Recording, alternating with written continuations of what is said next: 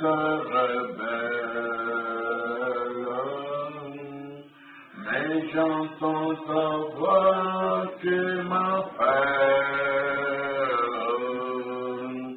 au pied de ta croix maintenant. Tout comme tu brises, je me rends. Blanc, plus blanc que neige, oh blanc, plus blanc que neige, lavé dans les sangs de l'agneau. Je serai plus blanc que la neige, plus blanc, plus blanc que neige, oh blanc, plus blanc que neige, lavé dans le sang de l'agneau.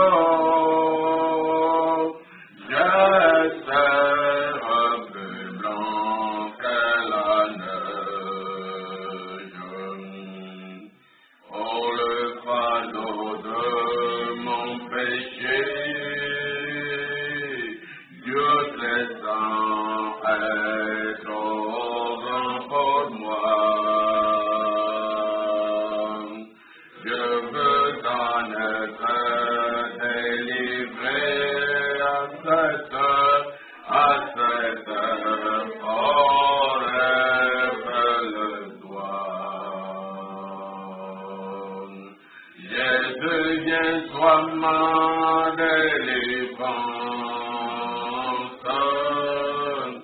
seul tu peux calmer ma souffrance, au pied de ta croix maintenant, tout ton public, je me rends plus blanc. Blanc, plus blanc que neige, oh blanc, plus blanc que neige, lavé dans le sang de l'agneau, je serai plus blanc que la neige. Plus blanc, plus blanc que neige, oh blanc, plus blanc que neige,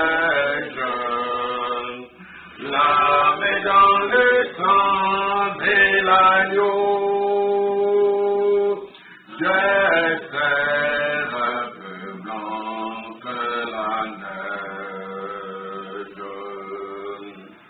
Oh Jésus, ton sang précieux a lavé mon iniquité. Oui, tu m'as répondu des cieux, ton amour m'a tout pardonné. Je te contemple, je puis croire, qu'en toi j'ai complète victoire, au pied de ta croix maintenant, je me relève triomphant. Blanc, blanc, plus blanc que neige, oh blanc, plus blanc que neige, lavé dans le sang de l'agneau, mon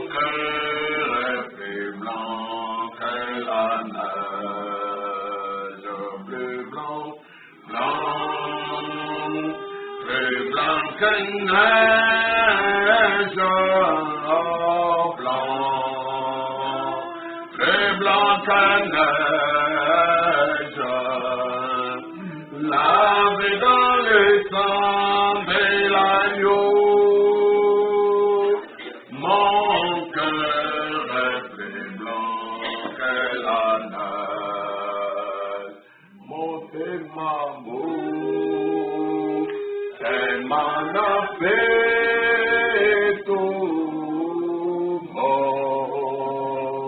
c'est mon affetto. Nascola me hopimba.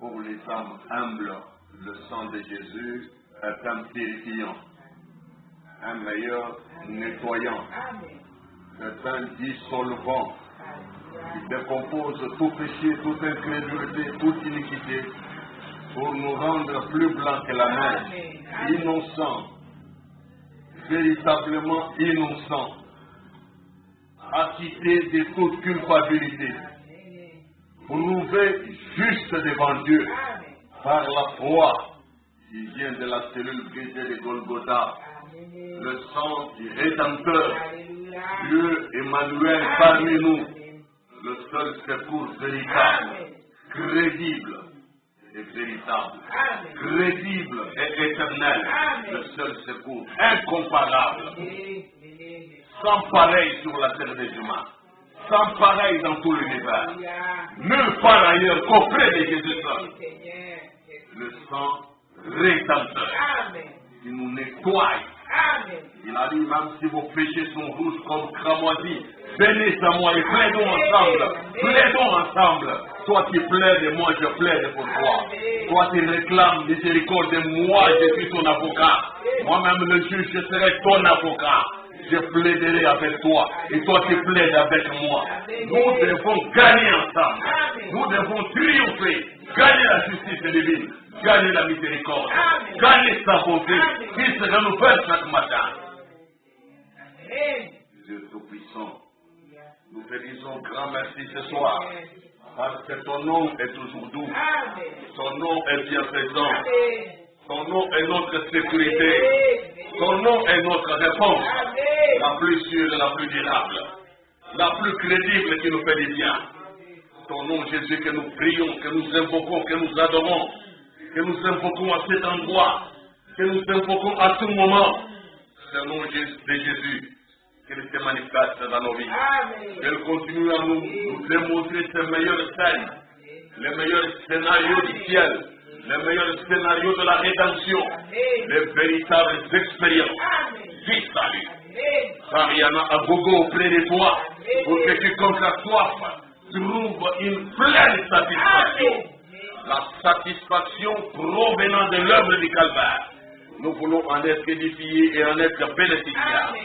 Bénis ce moment de méditation ce soir et que ta gloire se manifeste dans la simplicité pour le cœur croyant et humble, persévérant, que nous puissions voir que tu es vivant, nous puissions savoir que tu es puissant et voir à nouveau que tu nous aimes et que ta bonté coule encore dans nos veines, coule encore dans nos esprits, dans nos êtres pour ta gloire. Exauce nos prières, Seigneur. Fais avec un cœur sincère, Dans le puissant nom de Jésus-Christ, nous prions ainsi. Amen. Que la gloire revienne au nom merveilleux de Jésus-Christ notre Seigneur. Nous avons à vous souhaiter la bienvenue à la méditation de ce jeudi 13 août 2020. Et je vous invite à lire dans la Bible, en Jean au chapitre 19, à l'occasion de la méditation de ce soir.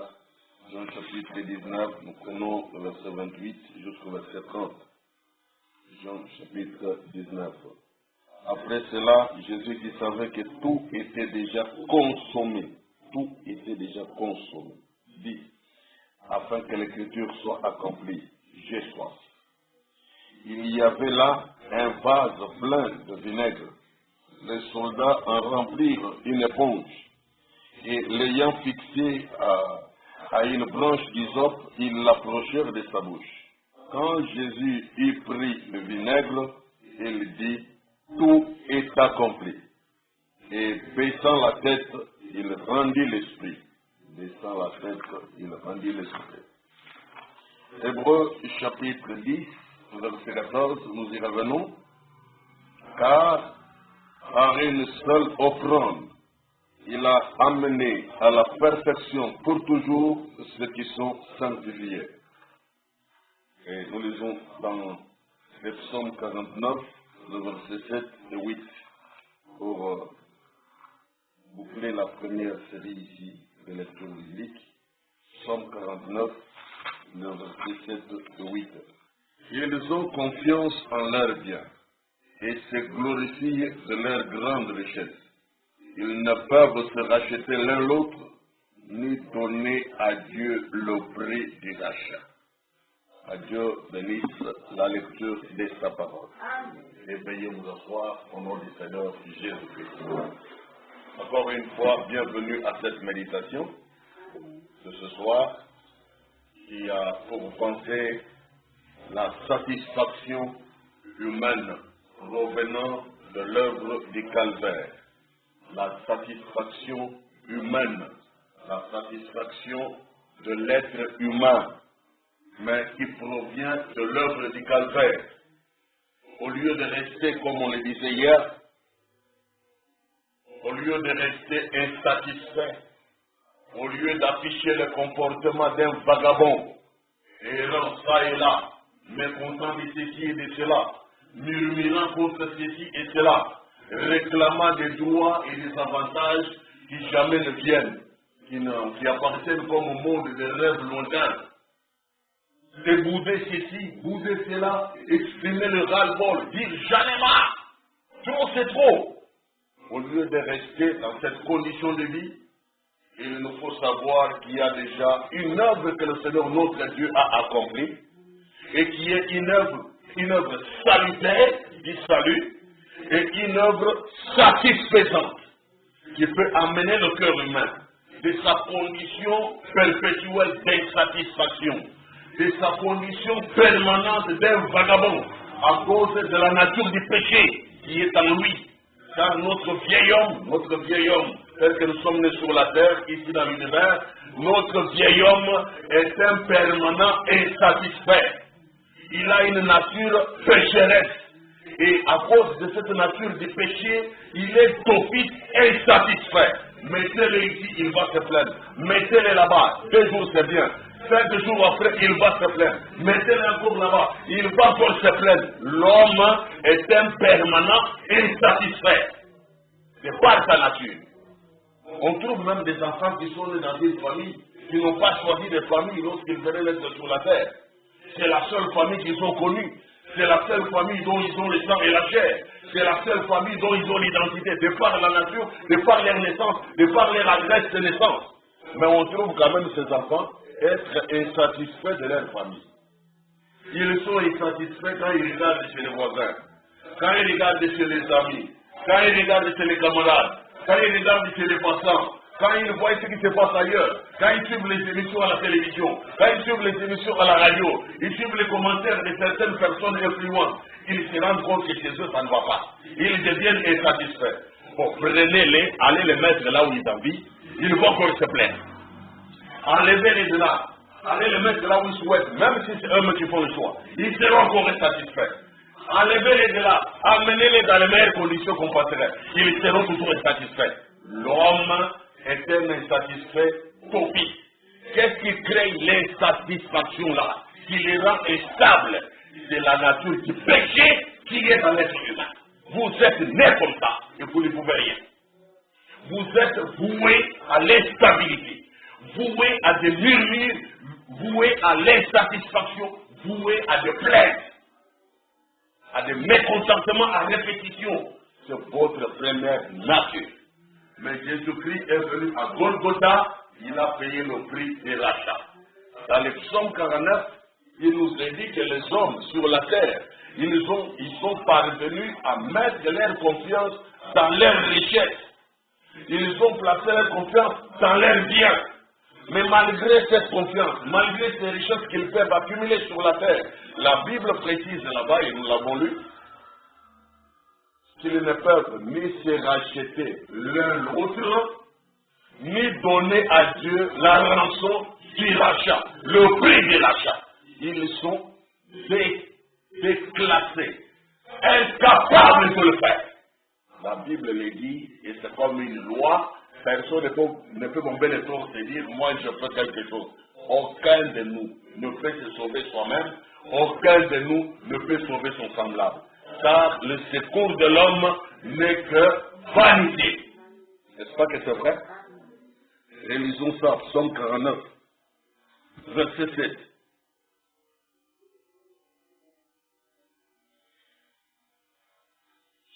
Ils ont confiance dans leurs biens. Et ils se glorifient de leur grande richesse. Ils ne peuvent se racheter l'un l'autre, ni donner à Dieu le prix du rachat. Ils ne peuvent pas se racheter l'un l'autre.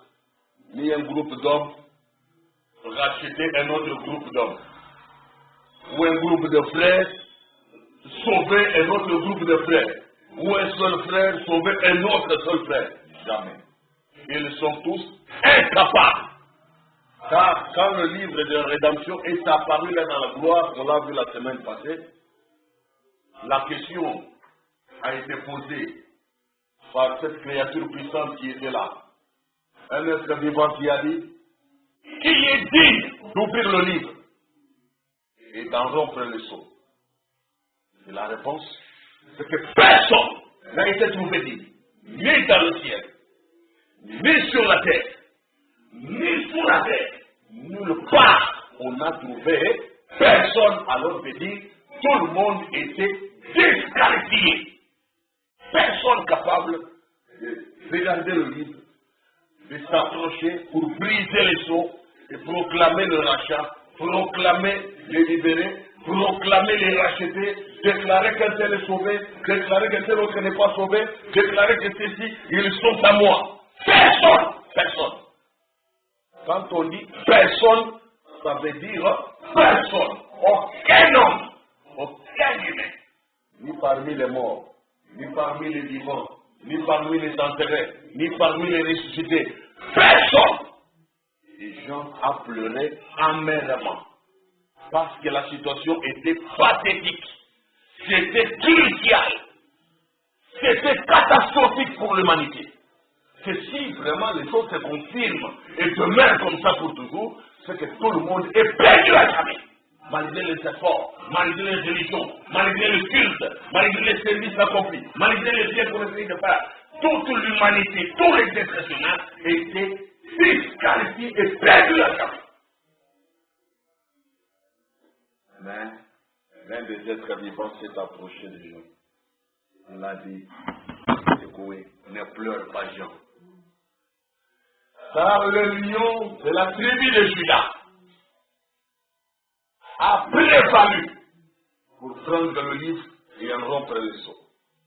Le lion de la tribu de Juda, il a vaincu la dernière victoire.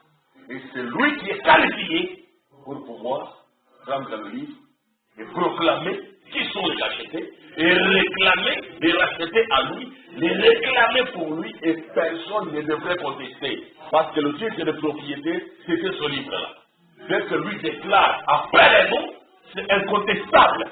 Le salut qu'il a donné est un salut éternel. Le rachat qu'il a effectué est un rachat crédible, incontestable. Alors, quand Jean regarde, il voit du milieu du trône, il va sortir une créature qui était pareille à un agneau. On a annoncé les noms de la tribu de Juda, qui a triomphé, mais quand Jean regarde au trône, d'où viendrait le secours? Ce n'était pas de l'homme, le secours de l'homme est une vanité. Il a vu l'agneau qui était comme ensanglanté. L'agneau qui avait le panier de sang. Et quand il s'est levé, il s'est approché, il a récupéré le livre. Alors il y a eu des acclamations. Il y a eu un jubilé là-haut.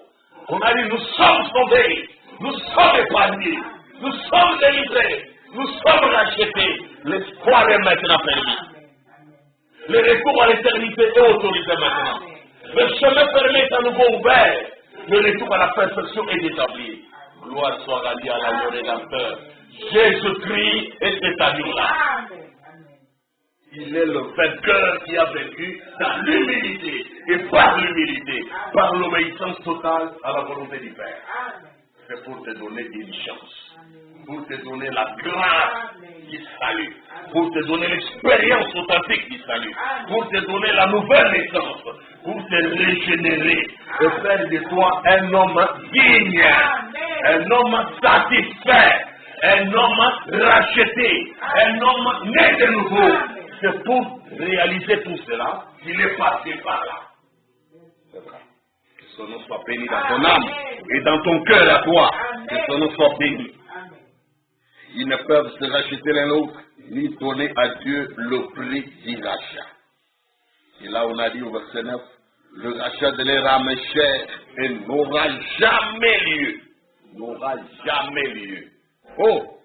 Mais Jésus l'a rendu possible. La loi déclarait déjà une fin de non-retour. Mais Christ est venu. Emmanuel, Dieu lui-même. Il avait dit, dites à ceux qui ont le cœur brisé. Dites à ceux qui ont le cœur découragé. Voici votre Dieu. Il viendra lui-même et il vous sauvera. C'est que cette écriture rendait impossible. C'est que cette loi rendait impossible à cause de notre nature pécheresse à nous tous et que nous sommes pareils, corrompus, corruptibles et mortels, les humains. Pécheurs, invétérés, vivant l'iniquité comme de l'eau. Parce que c'est une situation générale et aucun homme né de la femme ne serait exception. Parce que c'était une condition connue de Dieu et connue des hommes. Personne ne pouvait lever son petit doigt et dire, moi je fais exception. Il n'y en a pas eu et il n'y en a pas. Jésus-Christ seul est venu au secours des hommes. Que son nom soit béni. Regardez comment il a dit dans le psaume 60 au verset 13. Donne-nous du secours contre la détresse. Les secours de l'homme n'est que vanité. Tout ce par quoi l'homme a essayé d'aider l'homme sont semblables. Tout ce par quoi les membres de famille ont essayé d'aider leurs semblables, leurs frères et sœurs de sang et de chair. Tout ce par quoi les cousins ont essayé d'aider leurs amis, leurs demi-frères, leurs cousins. Tout cela n'est que vanité de vanité. Le véritable secours qui satisfait, qui met fin à l'instabilité, qui met fin au vagabondage. Le véritable secours ne provient que du calvaire. C'est de l'œuvre du calvaire, l'œuvre rédemptrice du calvaire. C'est là seul que provient le secours, le salut de Dieu. Un salut éternel. Béni soit le nom du Seigneur. C'est de lui seul que vient ce salut. Moi, j'ai confiance en Dieu. Que cette promesse qu'il a faite, il est vivant.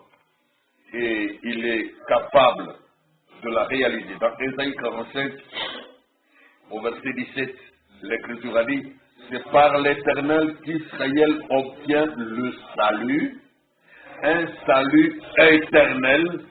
Vous ne serez ni honteux, ni confus, jusque dans l'éternité.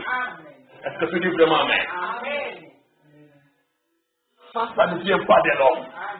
Ce n'est pas l'œuvre d'une famille. Ce n'est pas l'affaire d'un clan, d'une tribu, d'une ethnie, d'une race humaine. C'est l'œuvre de Dieu seul. C'est par l'Éternel, dit la Bible, qu'Israël obtient le salut. Un salut éternel. Et vous ne serez ni honteux, ni confus, jusque dans l'éternité. Quelle bénédiction, quel privilège. Allons dans Hébreu. Hébreu au chapitre 2e. Quelle autre vérité nous est dite là? Oh là là. Allons Hébreu au chapitre 5, verset 9. Après avoir été élevé à la perfection, il est devenu pour tous ceux qui lui obéissent l'auteur d'un salut éternel. Dans Isaïe 45, verset 17, il était parlé d'Israël qui obtient le salut, un salut éternel. Dans Hébreu 5, verset 9, il n'est pas parlé seulement d'Israël, mais il est parlé de tous ceux qui lui obéissent, quelle que soit leur nationalité, leur race, leurs conditions sociales de vie, leur niveau d'études, leur historique familial. Tout cela importe peu. Tous ceux qui obéissent à Dieu, tous ceux qui obéissent au Seigneur, pour eux là, le Seigneur est devenu l'auteur d'un salut éternel, d'un salut incontestable, d'un salut irrévocable, d'un salut qui n'aura pas de fin. Et Dieu dit que vous ne serez ni honteux ni confus jusqu'au retour de l'éternité. Quand l'éternité reviendra, vous n'avez pas peur de ce qui surgira, parce que votre sort est déjà scellé. Il est établi. Ce que dit la parole, c'est ce qui vous arrivera. Dites Amen. Ah oui, ce que dit la parole de Dieu, c'est ce qui m'arrivera. Moi, je sais qu'il en sera ainsi. Je n'ai pas à redouter le futur. Je n'ai pas à me questionner si je vais finir en enfer ou non. Je n'ai pas besoin de me poser ce genre de questions d'incrédulité. Je crois que mon sort est déjà écrit dans la parole. Il a dit qu'il est devenu pour moi l'auteur d'un salut éternel, parce que je lui obéis. C'est pas pour rien que je m'impose des sacrifices, des privations, et je dois obéir à sa volonté. Je dois faire ce que dit son message. Je dois obéir à ce que dit la Bible. Tout ce que je connais de la vérité, je dois les pratiquer. Mais ce n'est pas au hasard, ce n'est pas en vain, c'est parce que la grâce de Dieu m'a été faite. Dieu m'a rendu capable de vivre comme cela. Il m'a rendu capable d'être obéissant. Il m'a rendu capable de faire sa volonté. Est-ce que c'est en bas? Non. C'est pour un but et un résultat. Et ce résultat sera jusque dans l'éternité. Regardez ce qu'il a fait à Golgotha. Hébreux 10, verset 14. Car par une seule offrande, il a amené à la perfection pour toujours ceux qui sont sanctifiés. Donc ton sort est déjà écrit. Il n'a pas dit qu'il a amené à l'enfer pour toujours ceux qui sont sanctifiés, ou ceux qui osent croire, ou ceux qui essayent de croire à Dieu. Ce n'est pas ce qui est écrit. Ton sort, toi, croyant, est déjà écrit. Ce que tu deviendras, ce qu'il adviendra de toi, c'est déjà écrit. Et tu dois prendre par la foi, avaler, prendre position, dire, je suis bien-aimé du Seigneur, je suis bien-aimé de Jésus, il m'a aimé et personne ne peut me haïr. C'est d'une haine qui peut renverser l'amour de Jésus. Jésus m'aime et ça me suffit. Dans ce monde pervers et agité, Seigneur, tu m'as aimé, tu m'as cherché, tu m'as trouvé, oh ton amour est grand pour moi. Jésus m'aime, Jésus m'aime, il m'aime, il m'aime, il est mort pour moi. Jésus m'aime, il m'aime, il m'aime, il est mort pour moi. Jésus m'aime, Jésus m'aime, il m'aime, il m'aime, il est mort pour moi. Jésus m'aime, il m'aime, il m'aime, il est mort pour moi. Peu importe la souffrance, les moqueries, je n'ai rien à gagner ici-bas. m'aime, ça me suffit. Il m'aime, il est mort pour moi. Jésus m'aime, Jésus m'aime. Il m'aime, il est mort pour moi. Jésus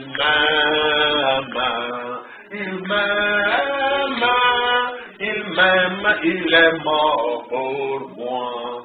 C'est savoir aimer par lui, ça rassure, ça fait du bien, ça rassure ton cœur que toutes les promesses qu'il a faites, Dieu les accomplira.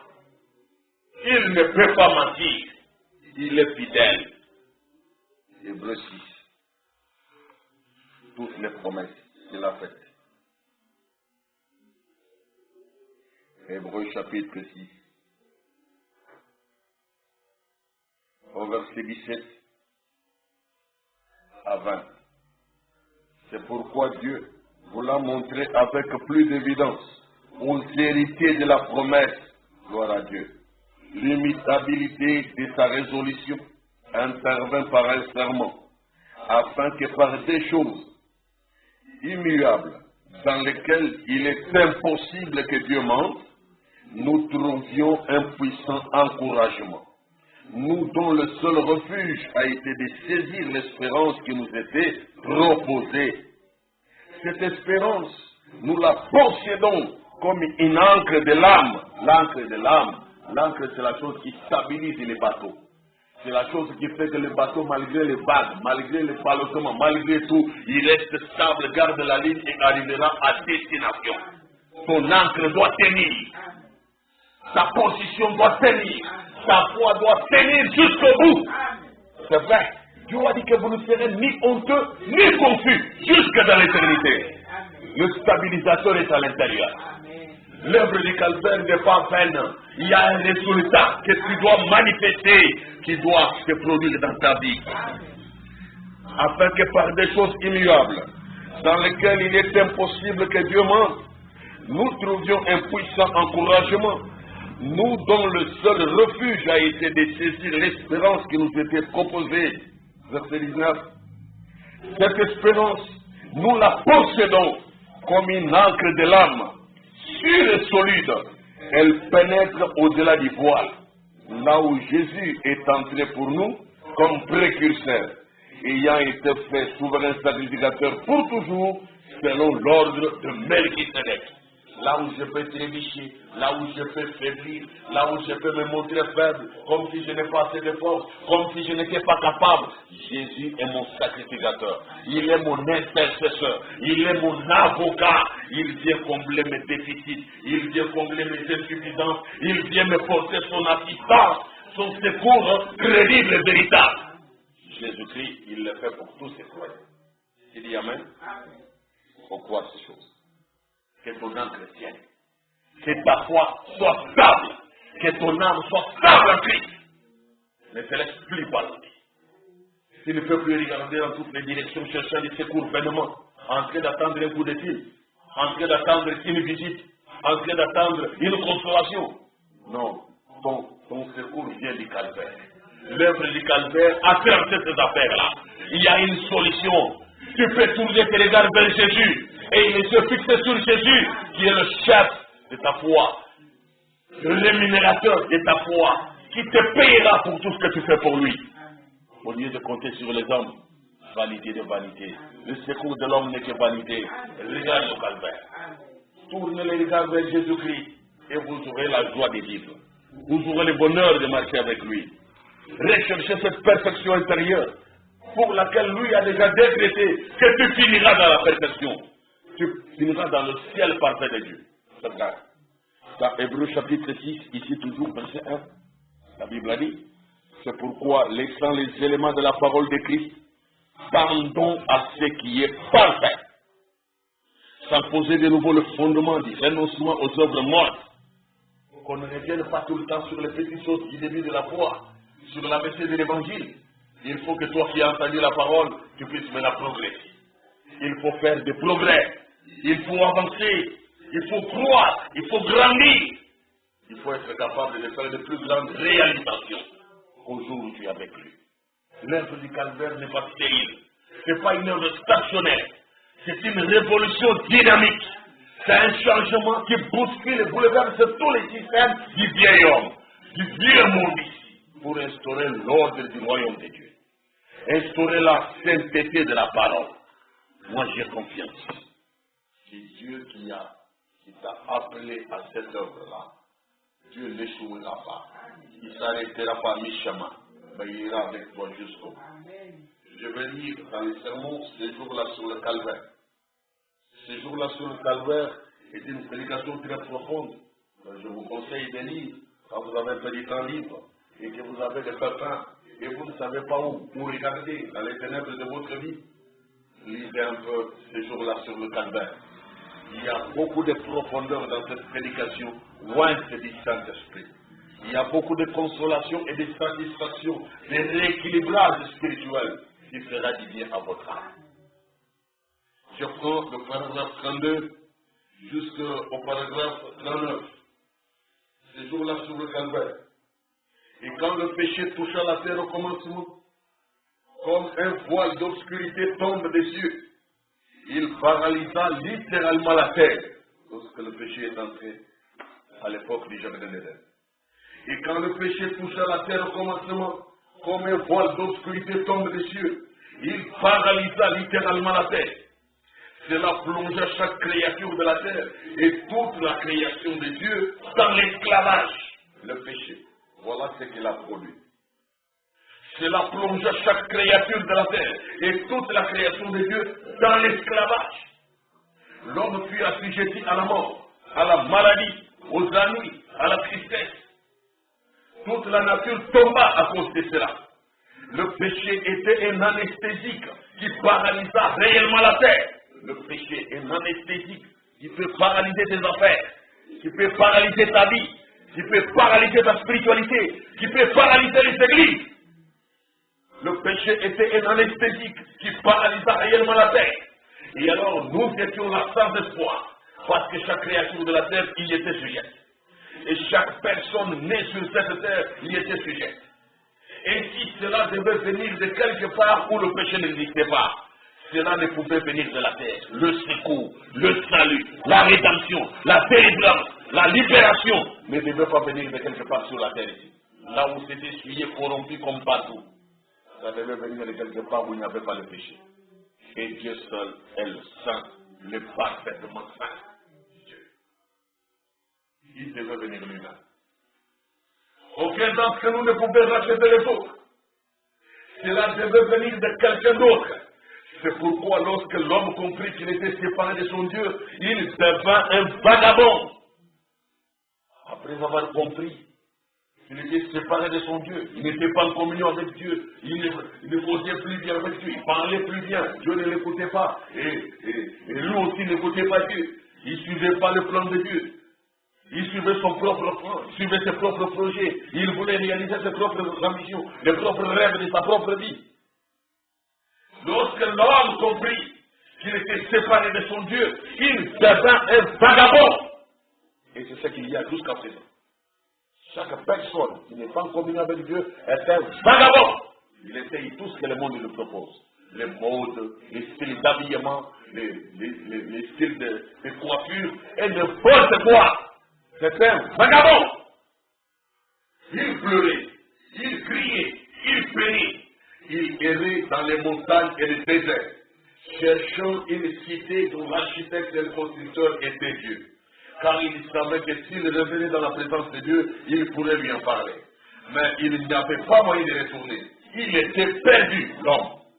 Il ne savait de quel côté se tourner. Aussi devait-il errant, essayant de trouver un lieu qui lui permettrait de trouver le moyen de retourner à cet endroit. Quelque chose en lui disait qu'il venait d'un endroit qui était parfait à l'intérieur de l'homme. La Bible a dit dans l'Ecclésiaste que Dieu a placé dans les hommes la pensée de l'éternité. Dieu a créé les hommes droits, mais ils ont cherché beaucoup de détours. Mais Dieu a placé au fin fond des hommes la pensée de l'éternité. Et l'homme est vagabond, il est errant, en train de chercher à revenir à la présence de Dieu par des moyens artificiels, par des moyens humains, par des moyens charnels, par des méthodes chaotiques, par des méthodes caduques, archaïques, de sa propre initiative, de sa propre imagination, de sa propre invention. Et ça ne peut pas marcher. Il n'y a que le plan de Dieu qui pouvait rétablir les choses. Il n'y a que la loi de Dieu qui pouvait restaurer toutes choses. Mais l'homme s'est mis à se débrouiller. Mais Branham a dit, tant que l'homme travaillera en suivant son propre plan, ce sera un échec complet. Parce que si vous prenez l'homme pour commencer, il est un échec total. Depuis sa naissance jusqu'à sa mort. L'homme sans Dieu, sans la parole, il est un échec total.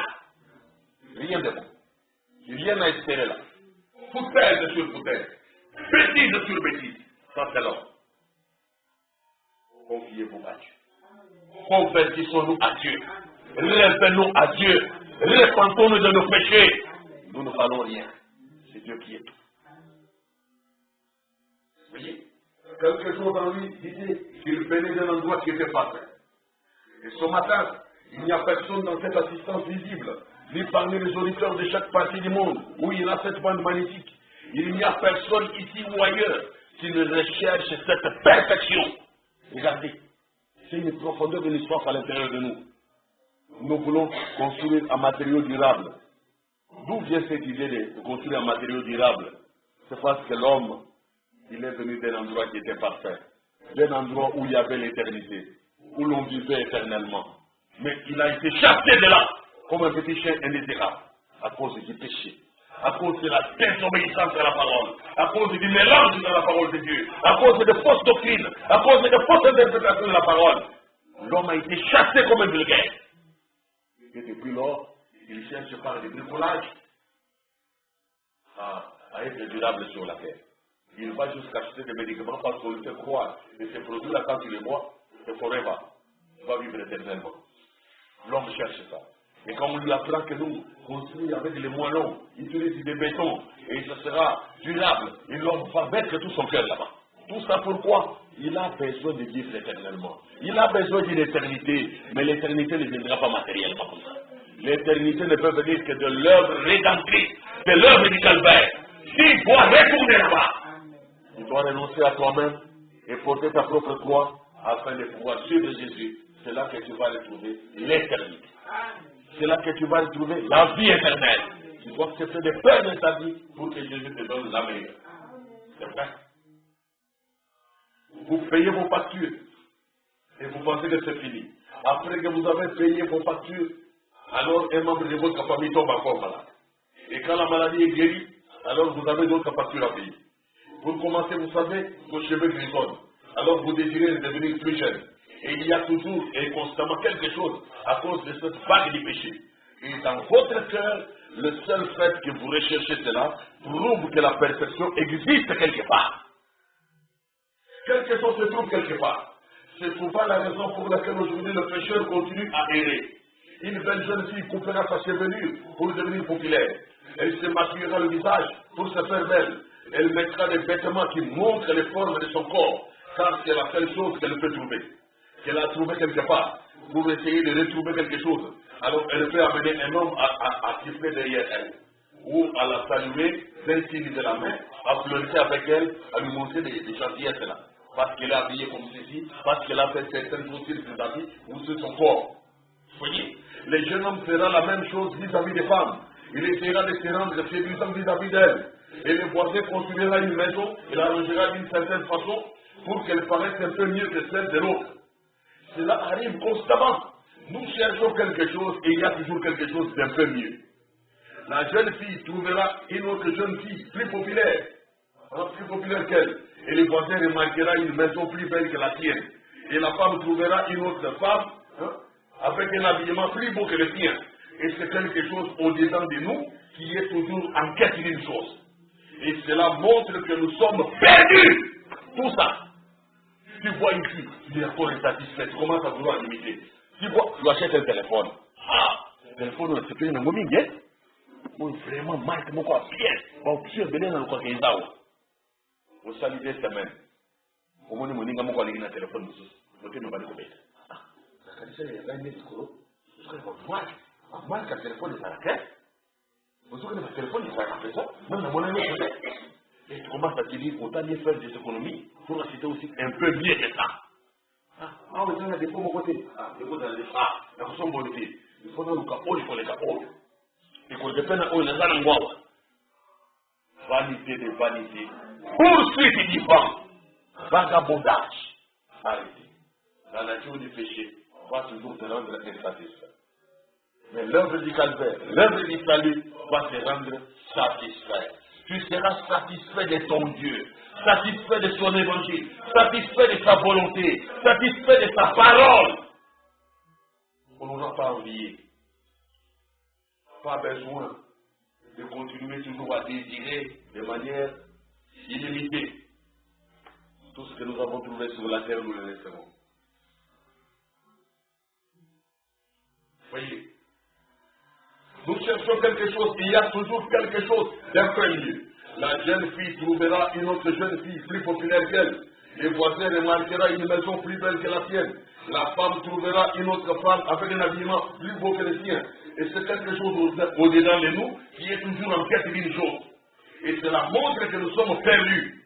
Nous voulons trouver c'est quelque chose qui nous apportera cette satisfaction, qui donnera satisfaction à cette fin qui est là. Mais il semble que nous ne pouvons pas les trouver. Les êtres humains ont essayé à travers les siècles. Ils ont pleuré, ils ont crié, ils ont fait tout leur possible. Mais ils ne purent toujours pas les trouver. Ils sont en train d'errer dans le monde. Un jour finalement, c'est ce jour-là sur le calvaire, quelqu'un descendu de la gloire, quelqu'un du nom de Jésus-Christ, le Fils de Dieu, qui vint de la gloire, et le calvaire fut accompli. Ce fut le jour où le prix fut payé et où la question du péché fut réglée pour toujours. Et cela ouvrit la voie vers cette chose dont nous avons faim et soif. Cela nous amena à un lieu de satisfaction. Cette œuvre-là, produite par Jésus-Christ, c'est la réalisation parfaite, satisfaisante. Il n'y a point d'homme qui ait déjà visité le calvaire et qui ait vu ce que c'était et qui soit resté encore le même. Personne ne peut passer par ce calvaire, voir le prix qui a été payé, voir Jésus sanglant, cet agneau sanglanté là, et rester échangé. Non, non et non. Un changement doit se produire. Un changement de vie doit se produire de façon remarquable. Il est temps au dehors. Vous allez dégoûter le plaisir de la vie, dégoûter les choses de la terre, toutes les gloires de ce monde, toutes les beautés artificielles. Vous allez les dégoûter littéralement. Ça ne représente plus rien pour vous. Pour vous, c'est Christ la vie. Tout le reste n'est que sable mouvant. Il y a une personne qui sont passées par ce calvaire. Il n'y a point d'homme qui ait déjà visité le calvaire et qui ait vu ce que c'était et qui soit resté encore le même. Quand il arrive à cet endroit, il trouve tout ce qu'il désirait ou ce dont il avait grand envie. C'était un jour si important et un événement tellement important que le monde a pu ébranler.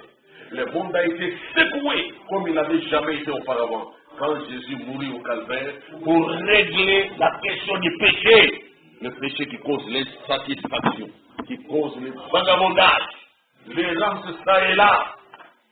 Linga linga, tambola tambola, yenga yenga, ndima ndima, yoka yoka, loba loba.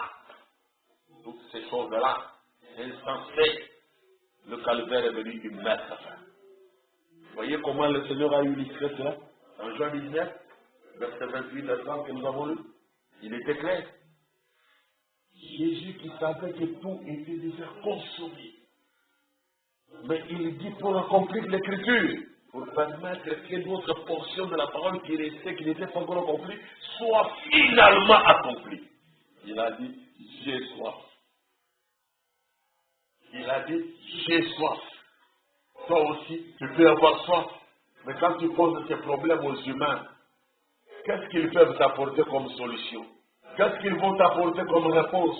C'est exactement ce qu'ils ont apporté à Jésus. Quand il avait soif, il avait un besoin intense de boire de l'eau. Qu'est-ce qu'ils ont fait? Ils sont allés prendre une éponge, un linge sale, ils ont plongé dans du vinaigre, mêlé du poison, d'un goût très amer. Ils ont plongé ça dedans, et au bout d'un roseau, ils ont soulevé pour approcher ça de sa bouche. Tu as soif? Bois alors, bois! Voilà les solutions que les hommes te proposent dans ta vie. Là où tu as des besoins intenses, des besoins profonds, des besoins sincères, et que tu dises aux humains, j'ai besoin de ceci. Le secours qu'ils vont t'apporter, la solution qu'ils vont te proposer, c'est comme ces poisons-là qu'on a donné à Jésus. Ne cherche jamais à satisfaire ta soif intérieure par des choses du monde, par des solutions humaines, par des propositions humaines, par des civilisations humaines, par des méthodes humaines. Ne cherche jamais à satisfaire ta soif intérieure par ces voies-là. Parce que ce sera du poison contre ton esprit. Ce sera du poison contre ta spiritualité. Ce sera du poison contre ton âme. Jésus a dit, j'ai soif. Regardez ce que les hommes étaient capables de donner. Au lieu de l'aider, de les secourir, non, c'était prouvé que le secours de l'homme est vraiment invalidé. Il lui apporte d'abord un linge sale, une éponge sale. Ils ont plongé dans le vinaigre dans lequel on avait ajouté du fiel amer. Le fiel amer, c'est du poison. Ils ont plongé ça, ils ont soulevé, approché de sa bouche. Et Jésus a essayé. Dès qu'il a essayé, ça ne pouvait pas. Alors il a dit, tout est accompli. Pourquoi? Le geste là qu'ils ont posé, le fait de prendre ce fiel et de mettre là, en réalité, dans les psaumes, il était dit qu'ils m'ont donné du ciel à mer. Il y avait un verset qui annonçait quelque chose comme cela. Ils lui ont donné un breuvage mortel. Ils ont essayé de l'intoxiquer. Et cette portion n'était pas encore accomplie. Quand Jésus a dit soif, ça permettait à son passage de venir en manifestation. Et quand Jésus a vu que ça fait, alors, il a dit, tout est accompli. Voilà la réalisation parfaite. C'est au calvaire. Et quand il a dit ça, il a rendu l'esprit. Il est mort. Mes chers amis, si vous voulez une réalisation satisfaisante, l'accomplissement de tous vos désirs, l'accomplissement de toutes vos soifs, l'accomplissement de tous vos besoins, la réalisation la plus parfaite que Dieu ait produit pour nous les humains, c'est l'œuvre de Golgotha, l'œuvre du calvaire. C'est pour ça que nous avons dit notre méditation ce soir, c'est la satisfaction humaine provenant de l'œuvre du calvaire. C'est là que Dieu a tout accompli. C'est là que tu trouveras satisfaction à toutes tes attentes. Il y aura solution à tous tes problèmes, solution à toutes tes difficultés, réponse à toutes tes questions. Il y en a au calvaire. Et tu diras, mais vas-tu croire? Vas-tu croire qu'il en sera ici? La pleine réalisation. Jésus-Christ auquel nous devons aller, à qui nous devons aller, il est la réalisation parfaite. Et l'œuvre de Golgotha, c'est la pleine réalisation de Dieu. L'œuvre de Dieu pour le salut de nos âmes. Retournons à lui. Confions-nous en ses promesses. Ce sont des promesses infaillibles qui ne peuvent jamais mentir. Et Dieu est fidèle et vivant. Il a juré pour tout accomplir. Et Dieu vous bénisse. Tenons-nous debout pour la prière. Fais de la croix, garde-moi. Fais de la croix, garde-moi. Cantique croix seulement. Numéro 205. Près de la croix, garde-moi à une précieuse fontaine, l'eau gratuite et guérissante, pour les monts calvaires, à la croix. À la croix, toi ma gloire à jamais, jusqu'à ce que sur l'autre rive, Jésus sauvé, oh, à la croix,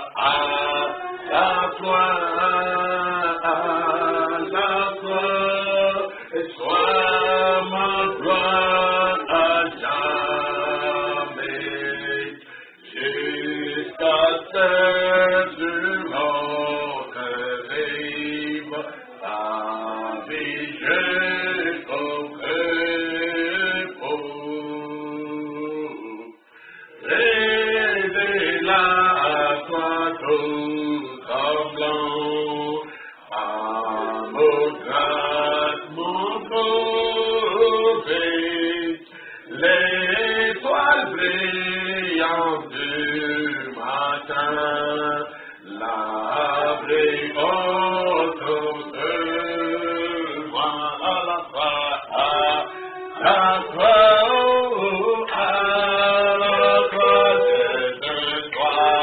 ma gloire à jamais, jusqu'à ce que l'autre rive avec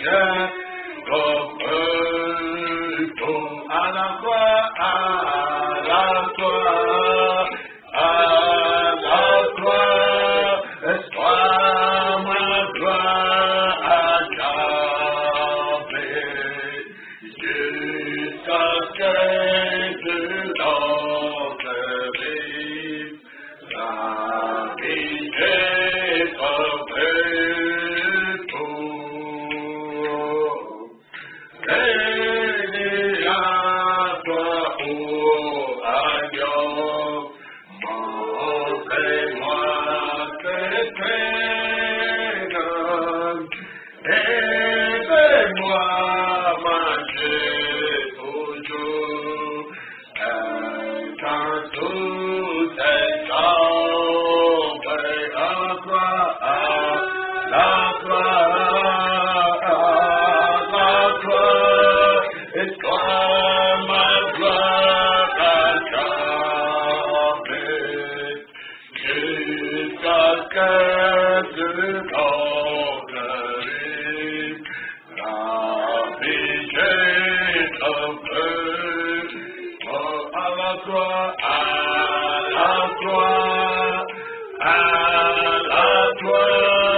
et toi ma gloire à jamais, jusqu'à ce que l'autre rive, la vie j'ai sauvée pour. C'est là, veillant, croyant toujours, jusqu'au jour où j'atteindrai notre liberté et à la croix, pour à la croix, ma gloire à jamais, jusqu'à ce que l'autre rive, ma vie j'ai sauvée, oh, à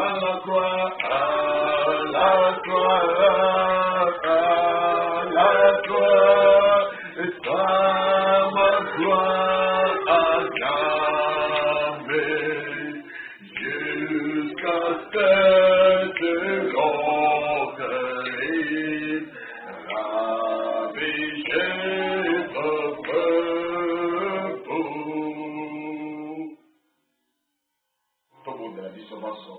Prions ensemble maintenant, en mémoire de l'œuvre de Golgotha, de ton Jésus ensanglanté, fouetté, haï, chicoté, les habits déchiquetés par la méchanceté des hommes, la cruauté de leurs péchés, qui ont fait du mal à Jésus, qui pourtant était venu pour nous sauver. Prions maintenant chacun pour que Dieu change nos vies, nous rende satisfaits par l'œuvre de la rédemption, l'œuvre de Golgotha, qui met fin au vagabondage. Car nous étions tous comme des brebis errantes. Chacun suivait sa propre voie. Mais Dieu a fait retomber sur lui l'iniquité de nous tous. Et il nous a ramenés maintenant vers le souverain berger, qui est le gardien de nos âmes, qui a mis fin au vagabondage, à l'errance. Béni soit son nom à jamais. Prions maintenant.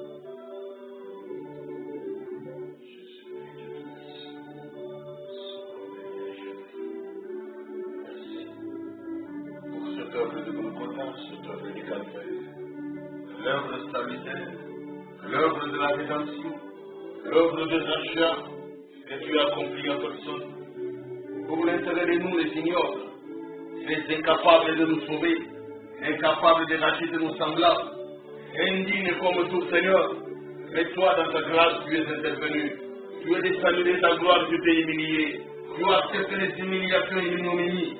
Tu as accepté la mort la plus humiliante pour que nous puissions trouver une grâce, que nous puissions trouver la grâce d'être sauvés, d'être salut éternel, venant gratuitement de la part de Dieu. Et il n'exige qu'à la foi, juste question de gloire au Fils de Dieu, gloire au Fils unique de Dieu, gloire à son évangile établi, gloire à son évangile surnaturel, gloire à ses promesses dans tous ses détails, gloire à ses promesses telles qu'il les a laissées. Oh Jésus-Christ, et que nous permet maintenant de retrouver le chemin de la gloire, de retrouver le chemin de la perfection, de retrouver le chemin de la vie éternelle, de retrouver le chemin de l'éternité, de retrouver le chemin de la satisfaction, de retrouver le chemin de la joie éternelle, la joie ineffable que nous avions perdu en Éden, alors que le péché était venu tout paralyser, a paralysé littéralement toute la terre, peut paralyser la vie des gens, peut paralyser la vie des familles, peut paralyser la vie des églises, peut paralyser n'importe quoi, peut paralyser n'importe quelle nation. Le péché est le péché. Le péché est chaque fois le péché. Il peut causer ses dégâts. Il peut causer autant de ses dégâts à travers les systèmes humains, à travers les regroupements humains, à travers les sociétés humaines, à travers les associations d'hommes. Le péché a causé des dégâts. Il cause des dégâts. Il cause des dégâts. Il paralyse littéralement. Il bloque tout, Seigneur. Mais toi, le Rédempteur, tu viens ramener l'homme. Tu es celui qui rétablit, qui restaure les conditions perdues. Tu restaures les avantages perdus. Tu restaures les bonheurs divins. Tu restaures l'éternité. Tu restaures la gloire qui a été bannie. Tu restaures la gloire qui a été bannie. Tu restaures la vie éternelle qui a été bafouée par le système de la corruption humaine, par le système du péché. Et les hommes vont commencer à se débrouiller comme justement, même là, les vulgaires. Ils se sont mis à se débrouiller dans tous les sens, de tous côtés, errants et vagabonds. Chacun suivant sa propre voie, chacun suivant ses propres rêveries, chacun suivant ses propres méthodes, des méthodes charnelles. Imaginez des utopies et des fables et des histoires qui n'ont ni tête ni queue, auxquelles nous avons donné de l'énergie, auxquelles nous avons donné de notre temps. Oh Seigneur, ce n'était que perte de temps, ce n'était que vanité de vanité. Oh, prenez-toi seul dans l'œuvre du calvaire. C'est là, Golgotha, que tu as fourni aux humains la réalisation parfaite.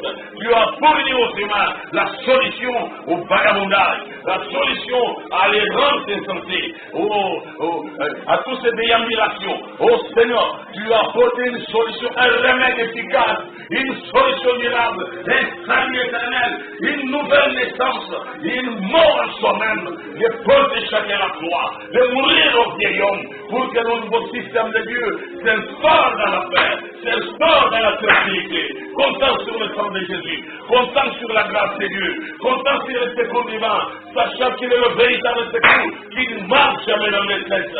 Dieu lui-même est souverain berger, Dieu lui-même est comparable berger, Dieu lui-même qui prend soin de ses créatures, qui prend soin de ses rachetés, qui a en souci leurs conditions, qui a en souci leur bonheur, qui a travaillé pour leur bien-être et qui voudrait les voir heureux, heureux jusque dans l'éternité, non jamais confus, non jamais honteux, mais heureux et sauvés jusque dans l'éternité. Qu'il en soit ici, Seigneur. Laisse que ton salut réel entre dans la vie de chacun de nous. Comme lorsque tu entres dans la maison des sachets, tu avais dit que le salut est entré maintenant dans cette maison. Le salut est entré aujourd'hui dans cette maison.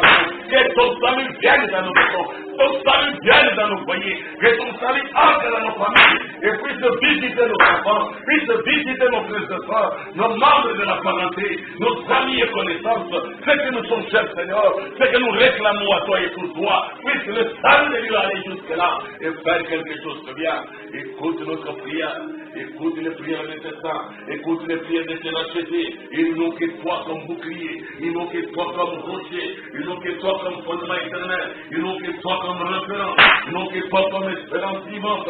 Écoute les prières et apporte les solutions, Seigneur. Manifeste ton bras droit. Manifeste la puissance de ton bras. Manifeste la grandeur de ton nom. Manifeste la fidélité de tes promesses. Manifeste l'efficacité de tes promesses. De chaque vérité de Dieu. De chaque parole de Dieu à laquelle nous vouons nos âmes. Question de vie ou de mort. Nous comptons là-dessus, toi, Seigneur. Tu es un Dieu fidèle qui a juré et qui ne peut pas te délier, qui ne peut pas mentir, qui ne peut pas faillir. Toutes les promesses et les serments que tu as donnés doivent s'accomplir. Et notre espérance doit tenir debout. C'est l'arche de l'âme, stabilisateur intérieur, stabilisateur qu'il faut, Seigneur, jusque dans l'éternité, jusqu'à la bonne destination spirituelle, jusque dans ta présence éternelle. Écoute Jésus, les faits divins fort et pardonne le péché. Ceux qui se répandent, puisque tu les pardonnes, Seigneur, ceux qui pleurent devant toi, puisque tu les pardonnes, Seigneur, puisque tu les racontes l'expérience de la justification réelle, venant du Dieu vivant, venant du Dieu saint, venant du Dieu de vérité, venant du Dieu parfait. Nous en voulons sincèrement, Seigneur, au nom de Jésus-Christ l'incomparable, au nom de Jésus-Christ le souverain Dieu sauveur, ô Père, soit ce secours de proximité pour chacun, soit ce secours efficace sur lequel nous pouvons compter sans crainte de définition, que l'essence de chacun, que tu as écrit dans la parole, lui en tant que croyant, elle en tant que croyant, que ce soit se confirme et puisse se cheminer pas à pas jusqu'au bout, dans la bonne direction, dans la lumière de la parole, et jusqu'au bout, Seigneur. Tu te lises totalement de l'emprise et de l'esclavage du péché. Golgotha n'est pas une autre peine. Elle promet de racheter, de délivrer réel. Qui ont dégoûté les choses du monde, qui ont dégoûté les plaisirs du monde, qui ont dégoûté les ressemblances modernes, qui ont dégoûté toutes les envies de la terre, les convoitises charnelles, les choses insensées que ce monde tente de nous proposer pour étancher notre soif. Et notre soif ne peut être étanchée que par le Seigneur Dieu. Aide cette face à se résoudre, à se positionner, à mettre fin au vagabondage, de suivre son propre chemin, de suivre sa propre voie, de suivre ses propres pensées, que ce système-là prenne sa Seigneur, et ton salut s'établisse dans nos cœurs.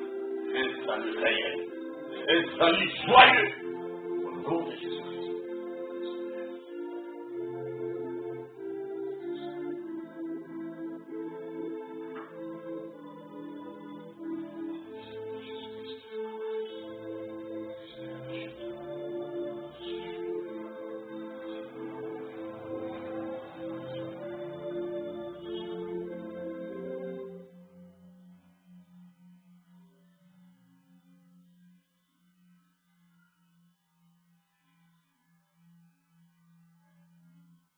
Salut dans le nom, salut dans le nom, salut dans le nom du Seigneur Jésus.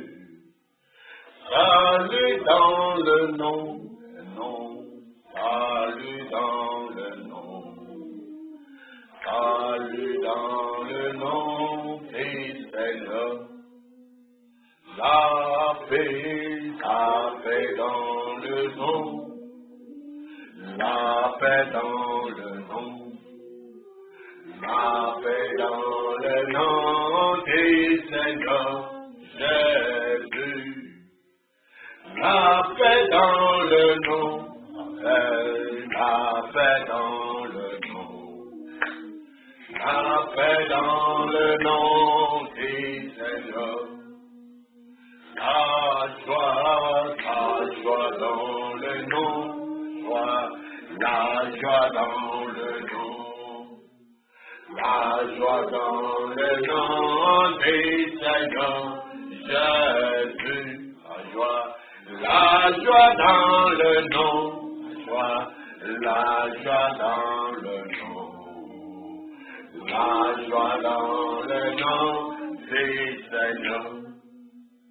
La vie dans le nom, la vie dans le nom, la vie dans le nom du Seigneur Jésus, la vie dans le nom, la vie dans le nom, la vie dans le nom du Seigneur.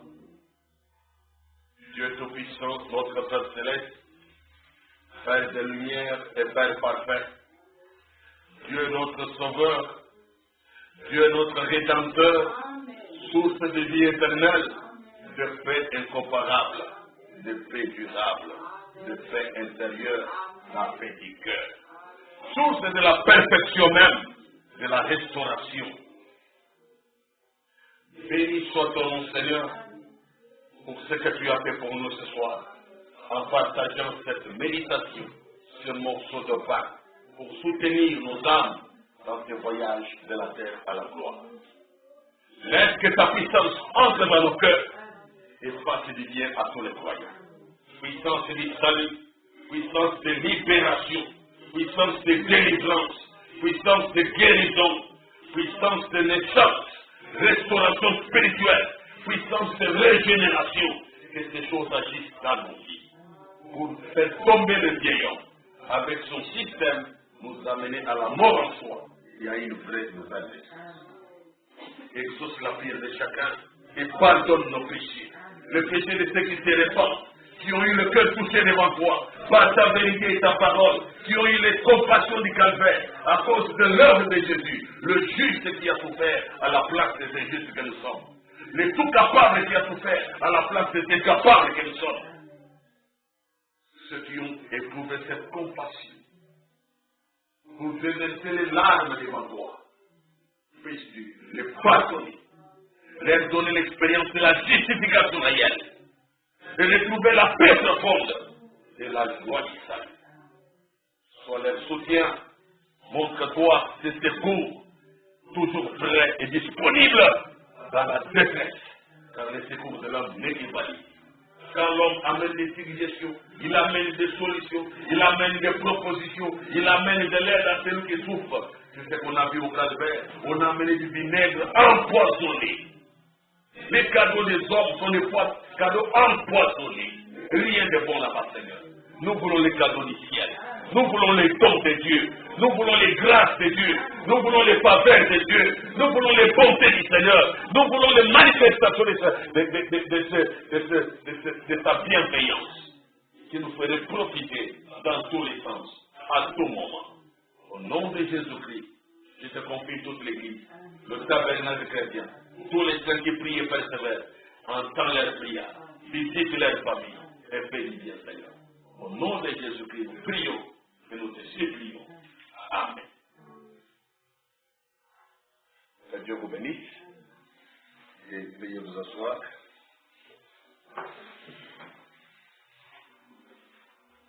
Nous arrivons ici à la fin de moment de méditation et le service divin de ce soir. Et Dieu soit avec chacun de vous et nous sortons en paix.